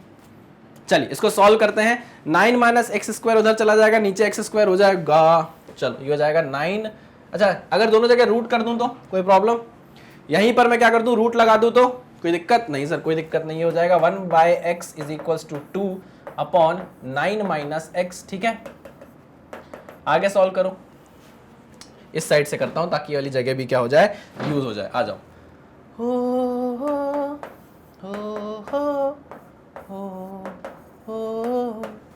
ये दूरियां x x x x x. हाँ चलो, ये हो गया 9 माइनस एक्स अपॉन एक्स, या मैं बोल दूं 9 minus x is equals to 2x। अच्छा, एक चीज इंपॉर्टेंट, सॉरी, 9 माइनस एक्स को मैं इधर ले जाता हूं, है ना। 9 माइनस एक्स स्क्वायर को मैं इधर ले जाता हूं। जो मेन पॉइंट था जिस पर हमको डिस्कशन करनी थी वो पॉइंट तो रह ही गया ना बाबा। हाँ, अब यहां पर पॉइंट आएगा जो काम का है। अगर मैं स्क्वायर रूट लगा दूं दोनों साइड तो ये बन जाएगा 9 माइनस एक्स अपॉन एक्स, और ये क्या बन जाएगा? Plus minus 2। 4 का आप रूट लगाओगे 4 पे तो क्या वैल्यू आएगी? Plus minus 2। बिल्कुल सही कहा मैंने, बिल्कुल सही कहा। यहां पर ना बच्चे फंस जाते हैं, कैसे समझना। अगर मैं if x is equals to 2, अगर मैं x की वैल्यू 2 लेकर चलूं तो देखो क्या होता है। अगर x की वैल्यू 2 लेकर चलूं तो क्या होता है? 9 x की वैल्यू 2 नहीं, अगर मैं 2 लेकर चलूं तो क्या होता है? देखना, 9 माइनस एक्स अपॉन, अरे यार यहां पे अंग्रेजी क्या लिखूं? इफ टेकिंग, या मैं लिख दूं इफ पुटिंग +2, है ना, +2। ये अंग्रेजी सही है? हाँ, ये अंग्रेजी सही है। आ जाओ, 9 minus x upon x is equals to 2, +2 रख दिया मैंने। ये कितना हो जाएगा? 9 minus x is equals to 2x, ये जाएगा 3x बना देगा। 3x is equals to 9, x की वैल्यू कितनी आ जाएगी? 9 is equals to 3x, x की वैल्यू आ जाएगी कितनी? 3 तिरका 9, 3 मीटर। कितनी आ जाएगी? 3 मीटर। x की वैल्यू कितनी आ गई? 3 मीटर। यहां पर जो आपने x माना था वो कितना आ गया भाई? 3 मीटर आ गया, ठीक है। चलिए, वेरी गुड, अच्छी बात है, कोई दिक्कत नहीं, कोई परेशानी नहीं। लेकिन अब यहां पर क्या आता है डाउट ये आता है कि सर यहां पर एक -2 भी तो था। हाँ बिल्कुल था, बिल्कुल -2 था, मैं इसको यहां से हटा रहा हूं। काम की बात यहीं से चालू हो रही है ना। जितने लोगों ने सोचा कि ये क्वेश्चन दोबारा क्यों कराया गया है, जरूरत नहीं थी, मैं बता रहा हूं क्या जरूरत थी, सुनना। If I am putting -2 here, अगर मैं -2 से कैलकुलेशन करूं तो देखो क्या होगा, 9 - x upon x is equal to -2। ठीक, ये हो जाएगा 9 - x is equal to -2x। हो जाएगा कि नहीं हो जाएगा? बिल्कुल हो जाएगा। ये कितना हो जाएगा, 9 is equal to -2x plus x, -2x plus x। ये कितना हो गया, 9 इज इक्वल टू -x, यानी कि x की वैल्यू कितनी आ गई, x की वैल्यू आ गई -9 मीटर। अच्छा, क्या मतलब हुआ इसका? अब यहां पे क्या होता है, बच्चे बोल देते हैं, बच्चे यहां पे कंफ्यूज होकर बोल देते हैं कि सर हमने इस डायरेक्शन में x को पॉजिटिव माना था, इस डायरेक्शन में हमने x को क्या माना था, पॉजिटिव माना था। तो सर अगर x की वैल्यू -9 मीटर आई है तो कोई दिक्कत वाली बात नहीं है, यहां से उल्टी डायरेक्शन में चले जाएंगे सर, उल्टी डायरेक्शन में चले जाएंगे और यहां बोल देंगे, यहां पे हम बोल देंगे x is equal to -9 metre. ये वो पॉइंट है, ये वो पॉइंट है जहां पर ग्रेविटेशनल फील्ड इंटेंसिटी नेट क्या होगी, 0 होगी। क्यों ऐसा क्यों बोल देते हैं? ऐसा इसलिए बोल देते हैं क्योंकि वैल्यू 2 आई है, दोनों से सॉल्व करते हैं, बोलते हैं कि दोनों आंसर सही है, x is equal to 3 metre पर भी होगी और x is equal to -9 metre पर भी होगी। लेकिन ऐसा बोलना सरासर गलत है। क्यों क्यों मैंने ये क्वेश्चन आपको कराया, अब आपको समझ में आएगा। देखिए, जब आप इस पॉइंट को देखोगे, इस पॉइंट को देखोगे, आपसे क्या बोला गया था कि ग्रेविटेशनल फील्ड इंटेंसिटी क्या होनी चाहिए, 0 होनी चाहिए। ठीक है, आप इस पॉइंट पर बैठो, आपको फील होगा कि इस वाले मास के कारण यहां पर ग्रेविटेशनल फील्ड इंटेंसिटी बन रही है कितनी, E1 वेक्टर, E1, हाँ कि ना, मैं वेक्टर नहीं बोल रहा, E1 बोल रहा हूं, ठीक है ना। और इस 4m मास के कारण भी यहां पर ग्रेविटेशनल फील्ड इंटेंसिटी बन रही है, कितनी बन रही है, मान लो वो बन रही है E2। कितनी बन रही है, E2 बन रही है। यार ध्यान से देखो, E1 भी इस डायरेक्शन में है, E2 भी इस डायरेक्शन में है, क्या कभी इनका सम आपको 0 मिलेगा? दोनों तो सेम डायरेक्शन में है, ऐड होंगे, माइनस नहीं होने वाले, माइनस नहीं होने वाले, कभी भी आपको इसकी वैल्यू 0 नहीं मिलने वाली है ना। तो ऐसा बोलना सही नहीं होगा कि x को आप माइनस डायरेक्शन में, नेगेटिव डायरेक्शन में 9 मीटर लेकर चले जाओ और इस पॉइंट पर आपको क्या मिल जाए, नेट ग्रेविटेशनल फील्ड इंटेंसिटी 0 मिल जाए, ऐसा नहीं होगा। इसलिए आप x इज इक्वल टू -2 पे सॉल्व नहीं करते, x इज इक्वल टू 2 पर सॉल्व करते हो और आंसर आपका सही क्या है, x is equal to 3 metre. Clear, पक्का, 100%, वेरी गुड। बेहतरीन क्वेश्चन एक और ये आपके सामने आया। देखो वो जो क्वेश्चन हमने किया था इससे पहले, मैं इसको क्लियर करता हूं और उस क्वेश्चन पर चलता हूं वापस। देख लीजिए, अगर आपको स्क्रीनशॉट लेना एक बार ले लीजिए, फिर हम चलते हैं उस क्वेश्चन पे। चलिए, तो मैं ये बोल रहा था कि इससे पहले जस्ट हमने जब ये वाला क्वेश्चन किया तो इसमें आपको आंसर सीधे सीधे मिला, x is equal to 1/11 metre, सीधे आगे, आपको उसने परेशान नहीं किया। लेकिन अगर मान लो ये क्वेश्चन ना हो कि वो क्वेश्चन आता, तो वहां पर आपको 2 वैल्यू मिलती, +-2। आप सोचते कि दोनों आंसर आपके सही है, शाणा कौवा बनते, और शाणा कौवा हमेशा करंट वाली तार पर बैठ जाता है। इसलिए हमको इस क्वेश्चन को भी देखना जरूरी था, इस क्वेश्चन पर बात करना जरूरी था, ठीक है ना। तेरी आंखों के दरिया का उतरना भी जरूरी था, मोहब्बत भी जरूरी थी, बिछड़ना भी जरूरी था। वाह क्या बात है सर। इसी बात पर आगे बढ़ते हैं दूसरे क्वेश्चन पे। देखिए, ये है आपके सामने एक आर्टिकल प्रॉब्लम। कैसा problem, article problem. Article problem आपको पता है मैं किसको बोलता हूं, आर्टिकल प्रॉब्लम वो प्रॉब्लम्स होते हैं जिससे मिलते जुलते आप बाकी क्वेश्चंस भी क्या कर सको, उड़ा सको, है ना। चलिए देखो, find gravitational field intensity of the ring at A. अच्छा, अभी तो रिंग है ही नहीं, मैं बनाऊंगा ना रिंग, बेड़ू मैं बनाऊंगा ना रिंग। ये देखो, रिंग मैं बनाता हूं यहां कहीं, ताकि हमको सॉल्व करने में आसानी हो। दिस इज योर रिंग, ठीक है, दिस इज योर रिंग, और छोटी बना दो, अरे यार, दिस इज योर रिंग, ठीक है। चलिए बढ़िया, ये रिंग है, इस रिंग का मास मान लो m है, इस रिंग का मास क्या है भाई, m मान लो, इस रिंग का मास m मान लो, और इसके सेंटर पर, इसके सेंटर से रेडियस कितनी मान लो, r मान लो, रेडियस कितनी मान लो, r मान लो, ठीक, r मान लो, हार मान लो नहीं, r मान लो, ठीक है ना। ये है एंगल कितना, ये है एंगल आपका, ये है एंगल आपका थीटा, ठीक। चलिए काम की बात करेंगे, सुनना मेरी बात। उसने आपसे पूछा है कि आप ग्रेविटेशनल फील्ड इंटेंसिटी बता दो ऑफ द रिंग एट ए, ये है आपका पॉइंट ए, ये है आपका पॉइंट ए, ठीक है ना, ठीक है, हम पता कर लेंगे। लेकिन एक बात समझना, मेरी एक बात समझना कि हमारे पास जो ग्रेविटेशनल फील्ड इंटेंसिटी का फॉर्मूला था -gm/x² या r², जो भी आप बोल रहे थे, ये मैं आपको बता दूं, शायद मैंने आपको पहले नहीं बताया, पहले डिस्कस नहीं किया, I am sorry for that, but आपको पता होना चाहिए कि ये जो मास हम लेते हैं ये सारे मास कैसे होने चाहिए, पॉइंट मास होने चाहिए। कैसे मास होने चाहिए, पॉइंट मास, हाँ कि ना, हाँ सर, पॉइंट मास कंसिडर करते हैं।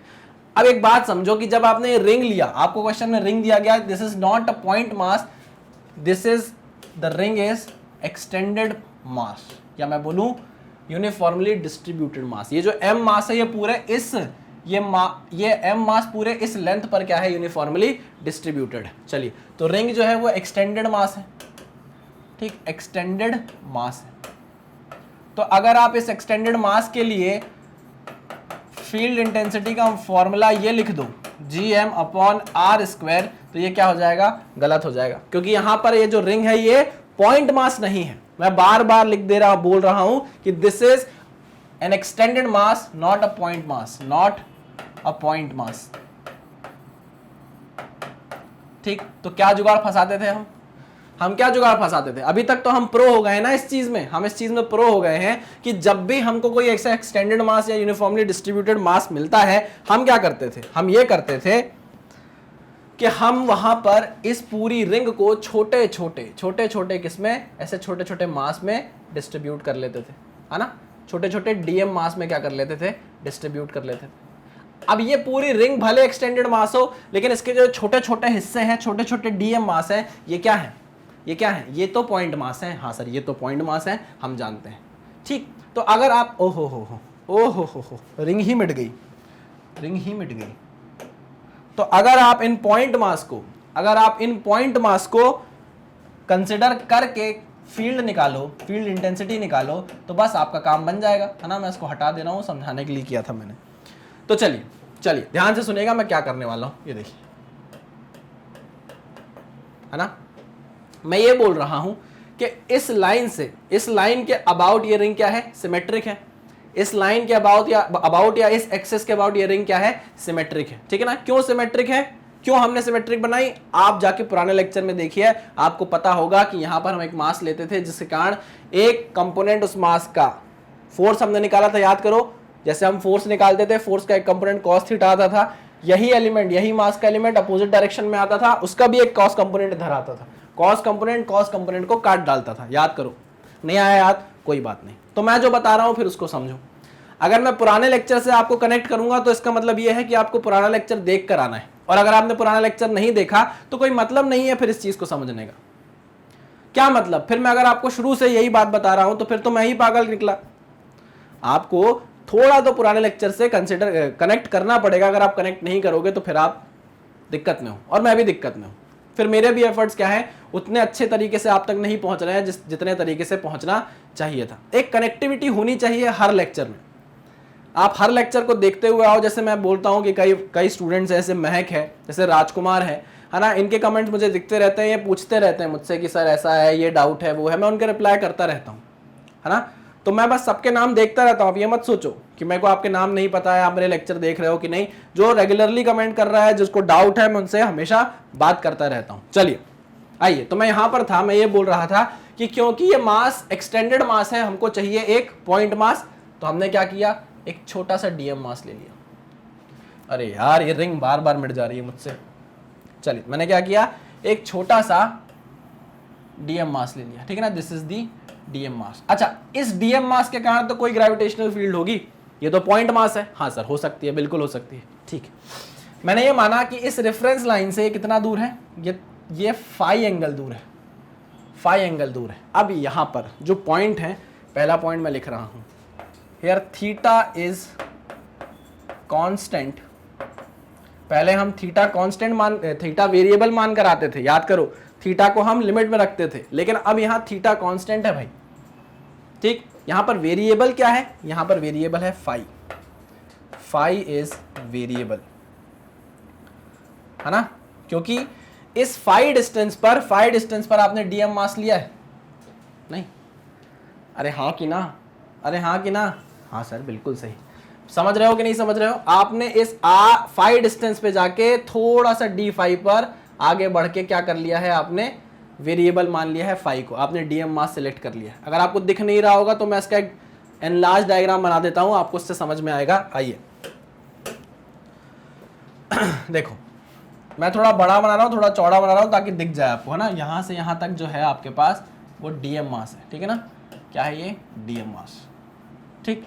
ये कितना है एंगल, कितना है ये? डी फाई एंगल है। कितना है ये? डी फाई एंगल है। कितना रेडियस है? आर रेडियस है। पॉइंट क्या है? पॉइंट ए है, ठीक। पॉइंट ए कितना एंगल दूर है? फाई एंगल दूर है, ठीक है ना। अब फाई एंगल आप चेंज करते जाओगे तो डीएम मास बदलता जाएगा। फाई की जगह आप फाई 1 कर दोगे तो डीएम मास बदल जाएगा। बदल जाएगा कि नहीं? तो यहां पर फाई के साथ क्या हो रहा है? मास चेंज हो रहा है, ठीक है। समझ में आई बात? हाँ सर समझ में आई बात।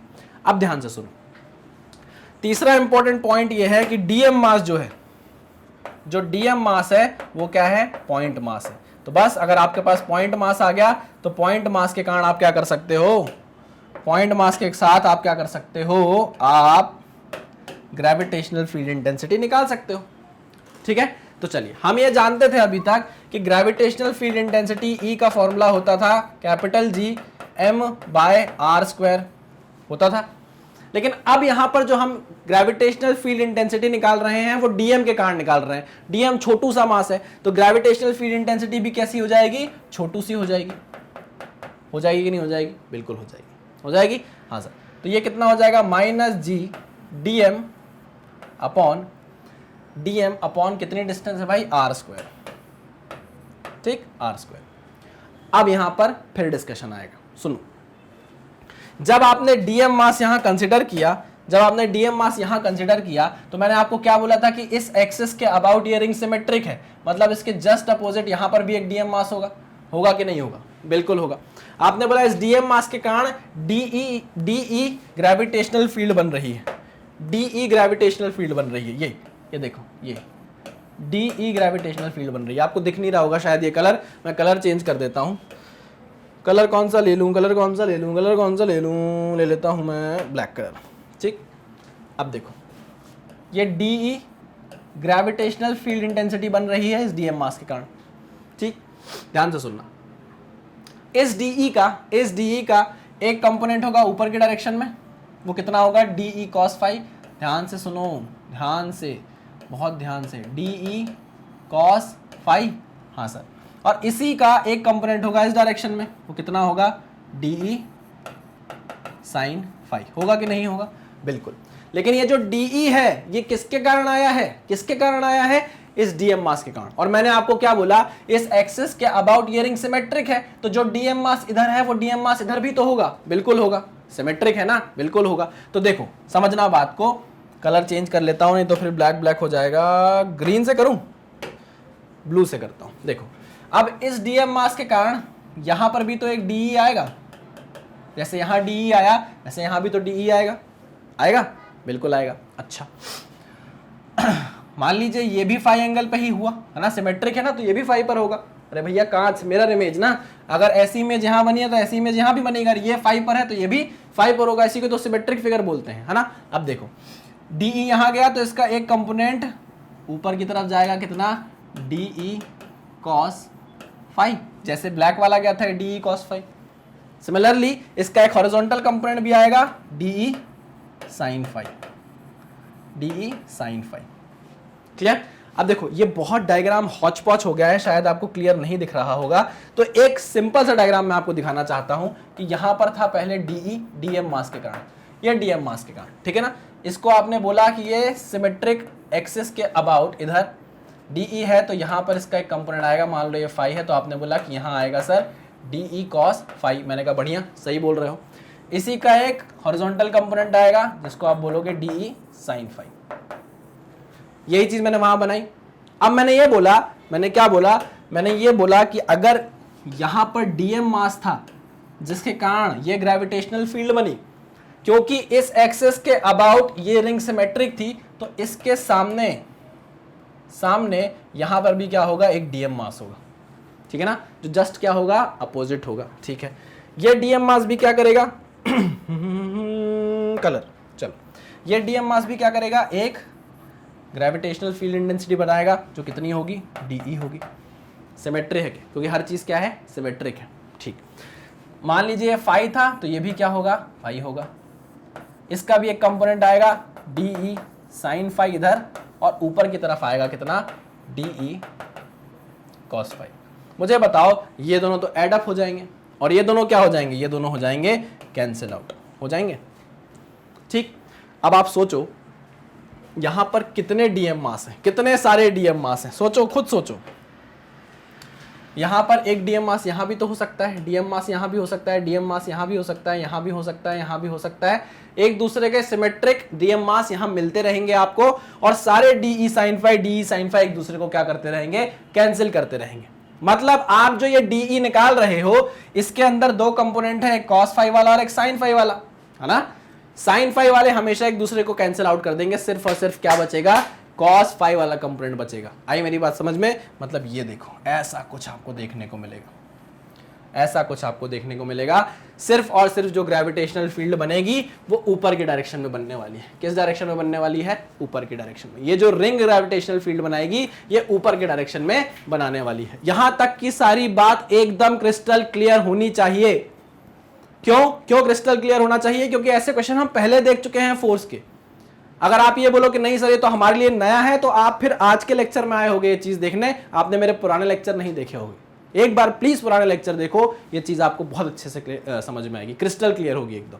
ठीक है, चलिए आप इसको नोट डाउन करिए, फिर हम इसको सॉल्व करेंगे, है ना। अभी तक हमने इसको समझा, अब हम इसको क्या करेंगे, सॉल्व करेंगे। नोट डाउन कर लीजिए।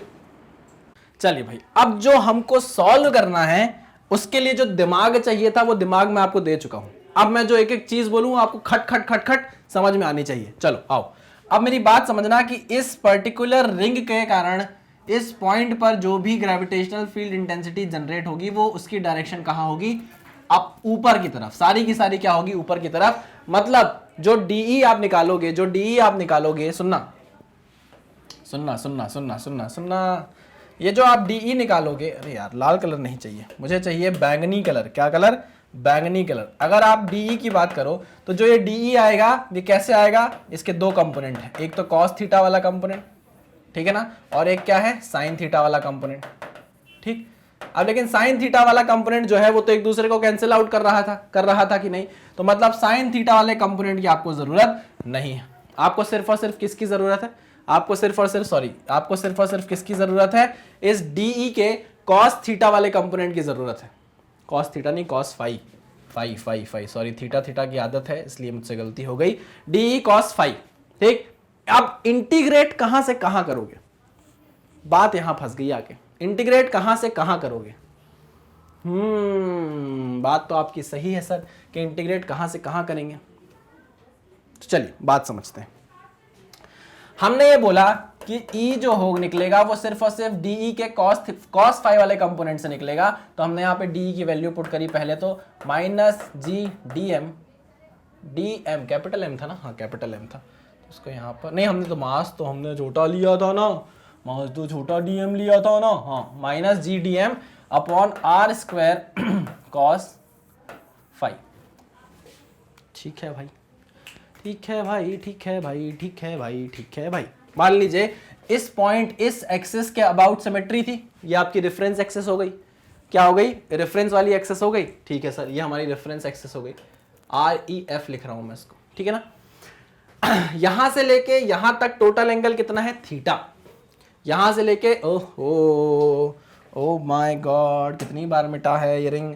यहां से लेके यहां तक टोटल एंगल कितना है, थीटा। अगर मैं बात करूं, ये हमारा रेफरेंस पॉइंट है तो यहां पर थीटा हम कितना लेंगे, अगर हमारा ये रेफरेंस पॉइंट है तो थीटा हम कितना मानेंगे, यहां 0 मानेंगे। ये हम यहां पर थीटा कितना मानेंगे, 0 मानेंगे। ठीक, अच्छा, इस 0 से इस साइड अगर हम चलेंगे तो हम बोलेंगे यहां हम जा रहे हैं -θ/2 की तरफ, और इस साइड से हम जब यहां मूव करेंगे तो हम बोलेंगे हम जा रहे हैं θ/2 की तरफ। कोई दिक्कत किसी को, कोई दिक्कत किसी को? नहीं सर कोई दिक्कत नहीं। अरे भैया मैंने एक रेफरेंस पॉइंट मान लिया, रेफरेंस पॉइंट पर आप क्या कर सकते हो, 0 मान सकते हो चीजों को कि नहीं। हाँ, तो हमने रेफरेंस पॉइंट पर बोल दिया कि थीटा हमारा क्या है, 0 है। और यहां से जब हम उल्टा चलेंगे इधर तो ये इसको हम कहेंगे माइनस थीटा बाई टू, और जब हम आगे चलेंगे तो हम इसको बोल देंगे थीटा बाई टू पॉजिटिव का। हाँ कि ना? ठीक है, कोई दिक्कत नहीं सर, कोई दिक्कत नहीं। ठीक है, आइए आइए अब यहां पर लिमिट आप बताओ कहां से कहां होगी? माइनस थीटा बाई टू से लेके थीटा बाई टू तक होगी क्या? माइनस थीटा बाई टू से लेके थीटा बाई टू तक होगी क्या? हाँ सर, फाइव क्यों रख दिया सर? थीटा बाई टू से माइनस थीटा बाई टू से लेके थीटा बाई टू तक की लिमिट होगी, बिल्कुल होगी सर। आ गया समझ में सर? कितना ज्यादा कॉम्प्लिकेशन था इस क्वेश्चन में, कितना ज्यादा कॉम्प्लिकेशन। पहले क्वेश्चन को हमने तोड़ा छोटे छोटे छोटे छोटे भागों में, ठीक है ना, और उसके बाद हमने ये गणित लगा दी। अगर आपको ये सारी चीजें इसके पीछे की नहीं पता होती तो आप कभी भी इस चीज को समझ नहीं पाते। ठीक है, पक्का 100%? हाँ सर, आ जाओ। अब यहां पर देखो dm जो है आर स्क्वायर जो है, सॉरी g जो है आर स्क्वायर जो है वो क्या है? कांस्टेंट है। g constant, r square constant, बाहर निकाल लो। ठीक है, बाहर निकाल लेते हैं। तो e is equals to g constant r square constant integration minus theta by two से लेके थीटा बाई टू तक, अंदर क्या बचेगा? dm cos phi, dm cos phi, g बाहर आर स्क्वायर बाहर, ठीक है ना? अच्छा, यहां पर फाई तो देखो वेरी कर रहा है, यहां मैंने पहले ही लिख दिया था phi is variable, phi vary कर रहा है। क्या फाई के साथ साथ मास भी बदल रहा है? बिल्कुल बदल रहा है, बिल्कुल बदल रहा है। तो यहां मैं बोल सकता हूं कि भैया अभी तो आप इंटीग्रेशन नहीं कर पाओगे क्योंकि डीएम के अंदर कोई वेरिएबल ही, मतलब डीएम भी जो वेरी कर रहा है और कॉस फाई जो वेरी कर रहा है, यहां पर दो वेरिएबल हो गए, हमको एक वेरिएबल चाहिए, है ना? तो हम कोशिश करेंगे कि इस डीएम का फाई के साथ रिलेशन निकाल लें। क्या कर लें? इस डीएम का फाई के साथ रिलेशन निकाल लें। हम जानते हैं, वी नो दैट, कि जो टोटल एम मास है रिंग का, ये जो टोटल एम मास है रिंग का, ये पूरा पूरा का पूरा कहां डिस्ट्रीब्यूटेड है? पूरा का पूरा यहां से यहां डिस्ट्रीब्यूटेड है। हाँ कि ना? हाँ कि ना? यहां की लेंथ बता सकते हो कितनी होगी? यहां की लेंथ बता सकते हो कितनी होगी? हाँ सर, बता सकते हैं, बिल्कुल बता सकते हैं सर। ये जो total length of the ring होगी ना सर, ये होगी r इंटू थीटा। हाँ बिल्कुल सही। तो हम बोल सकते हैं total length r into theta में कितना मास डिस्ट्रीब्यूटेड है? Capital M, capital M। r into theta पे कितना मास डिस्ट्रीब्यूटेड है? Capital M। अब मुझे बता दो, आपको कितनी लेंथ पर मास चाहिए? आपको कितनी लेंथ पर मास चाहिए? तो हम बोलेंगे कि सर इस लेंथ पर मास चाहिए। अच्छा, तो ये मास ये लेंथ बता दो कितनी होगी? Sir r into d phi, r into d phi. हाँ कि ना? हाँ बिल्कुल सही भैया। r इंटू थीटा पर टोटल मास कितना डिस्ट्रीब्यूटेड है? Capital M। तो हमको ये जानना है कि r डी फाई पर कितना मास डिस्ट्रीब्यूटेड होगा। आप बोलोगे dm, हमको इस dm की वैल्यू चाहिए, है ना? तो m into r d phi upon r t theta, r theta, है ना? ये वैल्यू होगी किसकी? dm की। dm is equals to m r d phi upon r theta, ठीक है ना? r से r कट गया, क्या बचा? m d phi upon theta, m d phi upon theta. कोई प्रॉब्लम, कोई परेशानी, कोई दिक्कत नहीं सर, कोई दिक्कत नहीं। आइए, तो dm की वैल्यू हम पुट कर देंगे कहां पर? यहां पर। कोई परेशानी, कोई दिक्कत नहीं सर। हमने यहां पर dm को इसलिए वेरिएबल में चेंज किया, dm को हमने इसलिए फाई में चेंज किया क्योंकि यहां पर dm भी वेरिएबल था, फाई भी वेरिएबल था। दो वेरिएबल हमको अंदर नहीं चाहिए थे, हमको कोई एक वेरिएबल अंदर चाहिए था। आई बात समझ में? ठीक है, चलिए इसको नोट डाउन करिए, मैं इसको मिटाने वाला हूं। चलिए, तो अब बाकी सारी चीजों को हम मिटाएंगे और काम की चीजों को हम यहां पर रखेंगे। आ जाओ।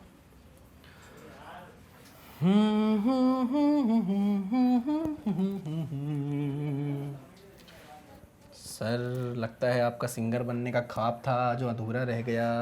हाँ बिल्कुल सही कह रहे हैं आप। तो चलो मैं नोट डाउन कर लेता हूँ इसको। E is equals to integration minus ji upon are square integration minus theta by two से लेके थीटा बाई टू तक, ठीक है? हाँ, dm की वैल्यू कितनी आई? dm की वैल्यू आई है m d phi upon theta, m d phi upon theta, m d phi upon theta, m d phi theta, हाँ इंटू कॉस फाई। अब हमारा काम यहां से आसान, देखो कैसे, इसको मिटा दो। मैंने आपसे ये बोला, क्या बोला सर? बहुत बोला यार आपने, तो इतना सारा बोल दिया ना इस एक चीज को समझाने में। मैं इसलिए आपको बोल रहा हूं क्योंकि ये आर्टिकल प्रॉब्लम है। मैं इसलिए समझा रहा हूं कि आप अगर इस एक प्रॉब्लम को समझ गए, इससे जुड़ी हुई 2-3-4 प्रॉब्लम और बन सकती हैं, वो खटाखट सॉल्व हो जाएगी। देखो कैसे।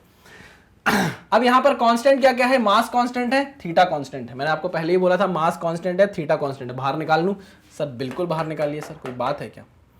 Minus ji upon are square, M common निकला, एम बाहर निकला, सॉरी कॉमन बोल रहा हूं, थीटा बाहर निकला, ठीक है ना। इंटीग्रेशन माइनस थीटा बाय 2 से लेके थीटा बाय 2 तक cos phi d phi, cos phi d phi, ठीक है ना। चलिए वेरी गुड, आगे बढ़ते हैं।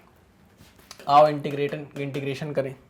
Minus G capital M upon are square theta, cos phi का इंटीग्रेशन क्या होगा? cos फाई का इंटीग्रेशन होगा साइन फाई, ठीक। cos फाई का इंटीग्रेशन साइन फाई, और यहां पर लिमिट है फाई बाय थीटा बाय 2 से लेके थीटा बाय 2 से लेके माइनस थीटा बाय 2 से लेके थीटा बाय 2। चलो E इज इक्वल्स टू क्या आ गया? Minus ji M upon are square theta, bracket में क्या आएगा? हाँ चलो साइन फाई, यहां पर हम क्या वैल्यू पुट करेंगे? Sine theta by 2 minus minus plus हो जाएगा। कैसे? Minus sine minus theta by 2 put करोगे ना, इतनी मैथ तो आपको पता होगी, आती ही होगी। साइन माइनस थीटा क्या होता है? Minus sine theta. नहीं, साइन माइनस थीटा क्या होता है? Minus sine theta. तो मैं माइनस यहां से हटा के, यहां से हटा के क्या कर दूं? यहां लगा दूं? कोई प्रॉब्लम नहीं सर, कोई प्रॉब्लम नहीं। तो क्या वैल्यू आ रही है finally? Minus ji M upon are square theta, bracket में क्या आएगा? 2 times of sine theta by 2, ठीक है ना। पक्का पक्का पक्का पक्का? बिल्कुल सर पक्का, ठीक। This is your final expression. अब इस एक्सप्रेशन से हमको क्या क्या काम लेना है, ध्यान से देखना, बहुत ध्यान से देखना। ये डायग्राम मैं मिटा देता हूं भाई, है ना, ये डायग्राम मैं मिटा देता हूं। अब देखो मैं क्या काम की बात, एकदम मैजिक होने वाला है, मैजिक होने वाला है, मैजिक। देखो चलो मुझे बताओ, अगर ये रिंग मैं खींच दूं और इसको सेमी सर्कल बना दूं, ये रिंग अगर मैं खींच दूं और सेमी सर्कल बना दूं, ये देखो, ये ऐसे मैंने सेमी सर्कल बना दिया, ठीक। मान लो ये सेमी सर्कल है, दिख नहीं रहा होगा, ठीक। अब ये सेमी सर्कल अगर बन गया तो थीटा की वैल्यू कहां से कहां वेरी हो रही होगी बाबा? थीटा की वैल्यू कहां से कहां वेरी हो रही होगी? तो आप बोलोगे सर थीटा की वैल्यू वेरी हो रही होगी यहां से लेके पूरी यहां तक, हाँ कि ना? हाँ। तो देखो अगर आपने ये मान लिया तो कोई दिक्कत वाली बात रह गई क्या? नहीं। तो थीटा वेरी हो रहा है यहां से 0 डिग्री से लेके पूरा का पूरा 180 डिग्री तक। 0 डिग्री से लेकर कहां तक वेरी हो रहा है? 180 डिग्री तक। तो अब मेरी बात समझना, ये जो आपने फॉर्मूला निकाला है ये जेनेरिक फॉर्मूला है, या मैं बोलूं जनरलाइज्ड फॉर्मूला है ना, जनरलाइज्ड फॉर्मूला है। अब देखो इसी फॉर्मूले में मैं वैल्यू चेंज करता जाऊंगा और सारे अलग अलग कॉन्फ़िगरेशन के लिए आंसर आपके पास आते जाएंगे। अच्छा सही बताओ सर, कसम से, झूठ तो नहीं बोल रहे? देख लेते हैं। याद करो हमने ऐसा क्वेश्चन भी किया था जिसमें हमारे पास रिंग थी ऐसी, याद करो ऐसी रिंग थी हमारे पास। हाँ सर ऐसी रिंग थी हमारे पास, बिल्कुल थी सर। और हमने यहाँ पर हमने पूछा था कि ये पॉइंट अगर ए पॉइंट है तो बताओ यहाँ पर फील्ड कितनी होगी। याद करो उसमें भी हमने बोला था डी साइन थीटा कट जाएगा, डी कॉस थीटा बस बचेगा। तो आपके पास कितनी आई थी? आपके पास आई थी 2gm upon pi R square, कुछ ऐसा ही आया था अगर याद हो तो। अगर इसका रेडियस r है तो आपके पास कितनी आई थी ग्रेविटेशनल फील्ड इंटेंसिटी? ऐसी कुछ आई थी, चेक कर लेते हैं। अरे यार क्या हो रहा है? अरे यही आई थी, हाँ यही आई थी। चेक कर लेते हैं, एक बार चेक कर लेते हैं। आओ, अगर मैं थीटा की वैल्यू यहां पर 180 डिग्री रख दूं। अरे भाई क्योंकि 0 से लेके 180 डिग्री तक गया है ना, थीटा की वैल्यू कितनी है? 180 डिग्री हो गई, ठीक है। तो यहां पुट करके देखते हैं, when theta is equals to 180 degree. अब देखो यहां पर तो आप 180 डिग्री रख दोगे, यहां थोड़ा ना 180 रखोगे, यहां किस में रखोगे? रेडियन में रखोगे। यहां किस में रखोगे? रेडियन में रखोगे। 180 डिग्री को रेडियन में कितना लिख सकते हैं? पाई लिख सकते हैं, रख दो। तो ये कितना हो जाएगा? कलर चेंज करता हूं, ये हो जाएगा E is equals to minus ji M upon pi आ जाएगा, पाई आर स्क्वायर ब्रैकेट में कितना आएगा 2 टाइम्स ऑफ थीटा की वैल्यू 180 डिग्री रखोगे तो 180/2 कितना हो जाएगा साइन 90, साइन 90 कितना हो जाएगा 1, तो ये कितनी वैल्यू आ जाएगी -2gm/πr²। तो हमारे पास ये वैल्यू भी तो माइनस में ही आई थी, याद करो पुराने लेक्चर में जाओ, आपको यही वैल्यू मिलेगी। हमने तब इस क्वेश्चन को पूरा सॉल्व करके ये वैल्यू निकाली थी। अगर हमको ये जनरलाइज्ड फॉर्मूला याद होता, तो हम सीधे थीटा की वैल्यू पुट करते और हमारे पास आंसर आ जाता। देखो ना, ये आ गया आंसर हमारा -2gm/πr²। क्लियर, पक्का 100%? हाँ बिल्कुल सही। अगर मान लो वो ये बोले कि रिंग अब आपकी जो आपकी है ना, वो पूरी ऐसी सेमी सर्कल जैसी नहीं है। कैसी है वो कुछ ऐसी है, क्वाड्रेंट जैसी है। कैसी है भाई? ऐसी क्वाड्रेंट है, ठीक। तो अब यहां पर क्या होगा, यहां पर थीटा हो जाएगा कितना, अरे यार ये तो बहुत मोटा हो गया पेन। यहां पर थीटा कितना हो जाएगा, यहां हो जाएगा सर थीटा का, अरे यार थीटा कितना वेरी करेगा, थीटा 90 डिग्री से वेरी करेगा कि नहीं? हाँ सर करेगा, बिल्कुल करेगा।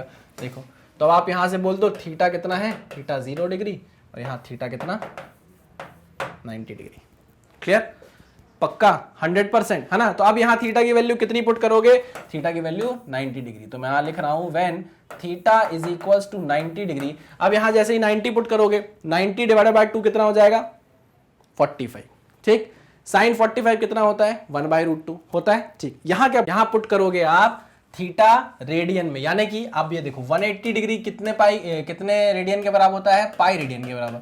तो भाई आपको यहां कितना पुट करना है, यहां आपको 90 डिग्री को रेडियन में चेंज करके पुट करना है। तो 180 डिग्री अगर पाई है तो 90 डिग्री कितना होगा, π/2 होगा, ठीक है ना। यहां पर लेकिन आपको क्या पुट करना है, यहां पर भी 90 पुट करना है, बट 90 डिवाइड बाय क्या हो जाएगा 2 हो जाएगा। तो आओ सॉल्व करते हैं, निकालते हैं कितनी आ जाएगी, ग्रेविटेशनल फील्ड आ जाएगी आपकी -gm/r²। अब यहां पर जो थीटा था वो रेडियन में रखना है, कितना रखना है π/2, तो ये आ गया पाई, ऊपर आ गया 2, ब्रैकेट में 2 sin θ/2, तो 2 sin θ/2 यानी 90/2 45 डिग्री, 45 कितना हो जाएगा 1/√2। कुछ गलत कहा मैंने? नहीं, कुछ भी गलत नहीं कहा। अगर हम देखें ऊपर नीचे √2 मल्टीप्लाई कर दिया जाए कितना हो जाएगा, अगर मैं ऊपर नीचे √2 मल्टीप्लाई कर दूं तो ये √2 बनेगा, ये 2 कट जाएगा, कितना आ जाएगा 2√2, ठीक है। 2√2 कितना आ जाएगा 2√2। तो फाइनल आपका आंसर आ जाएगा भैया, यहीं लिख देता हूं, E is equals to minus 2√2gm/πr², ठीक है ना। डायरेक्शन आपको पता है, क्लियर। चलो अच्छा, इस क्वेश्चन में मुझे बताओ, यहां cos थीटा रहेगा, यहां sin थीटा रहेगा। cos थीटा को काटने के लिए कुछ है, cos फाई जो भी है, cos को काटने के लिए कोई कंपोनेंट है नहीं है। तो यहां आपको sin के लिए अलग करना पड़ेगा, cos के लिए अलग करना पड़ेगा। हमने ऐसा क्वेश्चन भी किया हुआ है, अगर आपको याद हो तो, ठीक है ना। चलिए भाई, तो ये देखो, ये है सबसे इंपॉर्टेंट फॉर्मूला, आप इसको याद रखना भाई। इससे आप सीधे सीधे थीटा की वैल्यू पुट करके आंसर निकाल सकते हो ग्रेविटेशनल फील्ड इंटेंसिटी का, ठीक है। चलिए भाई, ये है हमारे इस लेक्चर का अंत। मिलते हैं अब हम नेक्स्ट लेक्चर में। तब तक आप क्या करेंगे, तब तक आप इस चीज़ को समझेंगे, फिर से एक बार लेक्चर को देखेंगे। मुझे पता है ये चीज़ थोड़ी सी टफ हो जाती है, लेकिन अगर आप दोबारा देखोगे ना तो आपको सब समझ में आ जाएगा, ठीक है। तो चलिए भाई, करते हैं इस लेक्चर को ख़त्म। मिलते हैं नेक्स्ट लेक्चर में, तब तक पढ़ते रहिए, सावधान रहिए, सतर्क रहिए। Thank you very much.